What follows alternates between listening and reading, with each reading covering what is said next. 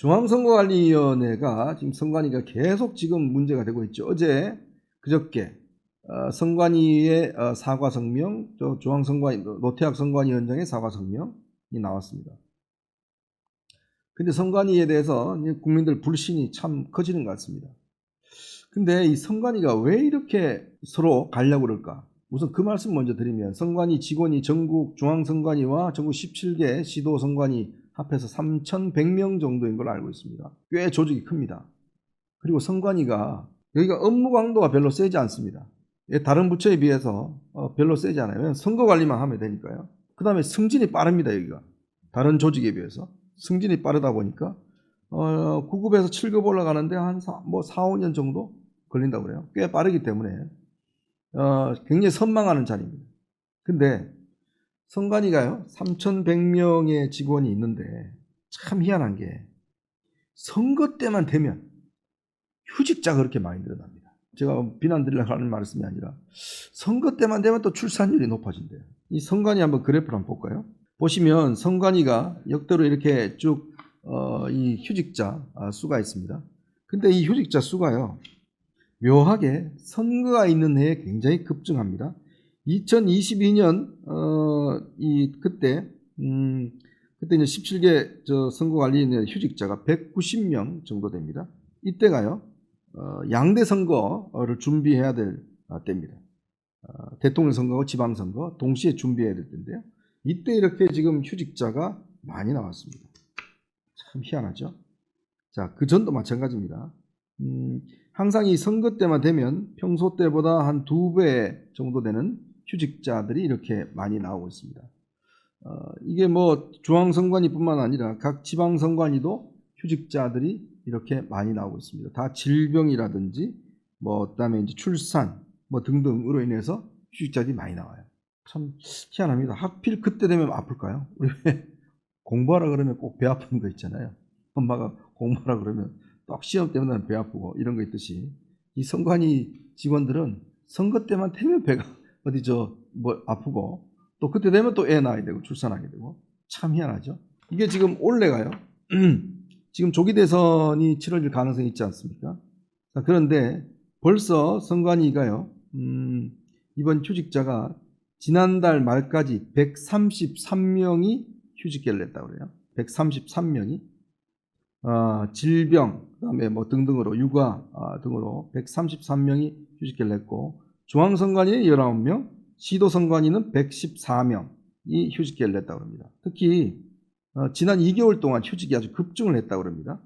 대부분 1월달, 2월달에 휴직이 승인된 직원이라고 그래요. 1년 전보다 휴직자가 한 25% 더 늘어났다고 합니다. 참 기가 막히죠. 자, 이러면 이제 그 다음에 선관위가 무슨 이야기를 하는지 아십니까? 이렇게 휴직자 많아지잖아요. 선거가 있잖아요. 우리 사람 부족해요. 선거관리 사람 부족해요. 그래서 뭘 하는지 아십니까?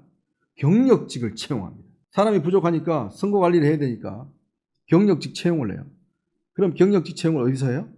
시도 자치단체에서 경력직을 채용합니다. 그때 누가 들어가느냐?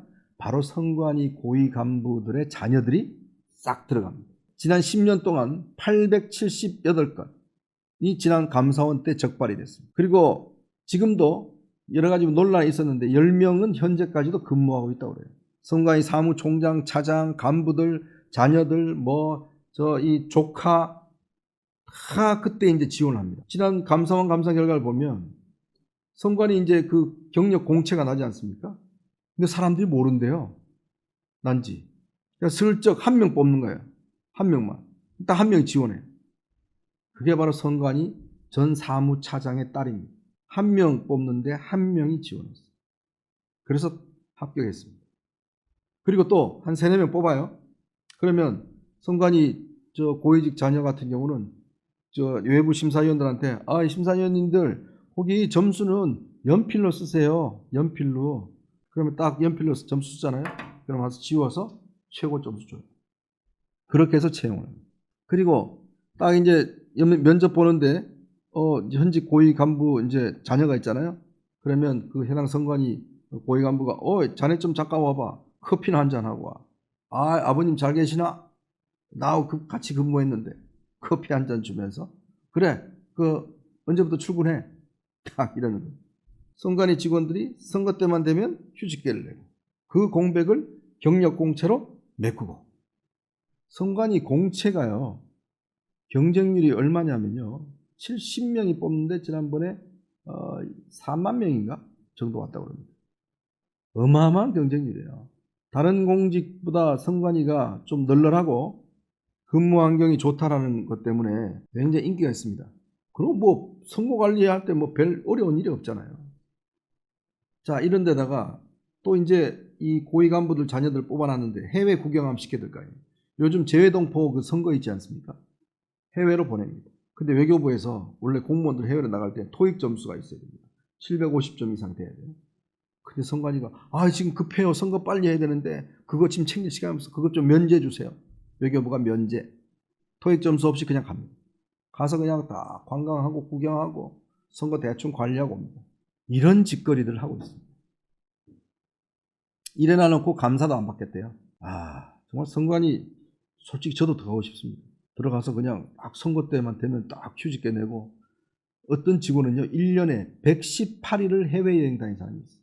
그래도 안 걸렸대요. 118일. 야, 이건 뭐 직장이 아니라 그냥 꿈의 천국 아닙니까? 참 이런 직원들의 최고의 직장, 선관위가 이제 아무의 간섭도 받지 않겠다고 합니다. 이러니 자꾸 무슨 부정선거 문제 나오면 의혹이 나오고 속구리 투표 나오고, 이 속구리 투표 했던 담당 책임자도요 3개월 정직받고 난 다음에 영전에서 고향에 자기 선관위에 1급으로 갔습니다. 상임위원으로. 아니 그 난리를 쳤는 담당자가 뭐 잘리지도 않아요. 여기는. 이런 선관위를 어떻게 해야 되겠습니까? 진짜. 선거를 해야 되겠고, 선관위가 자기들이 헌법기관이다 독립기관이다 이야기를 하면서 저렇게 좋은 직장이 되어버렸으니, 우리 국민 세금으로 놀고 있으니 어떻게 해야 되겠죠? 참 걱정됩니다.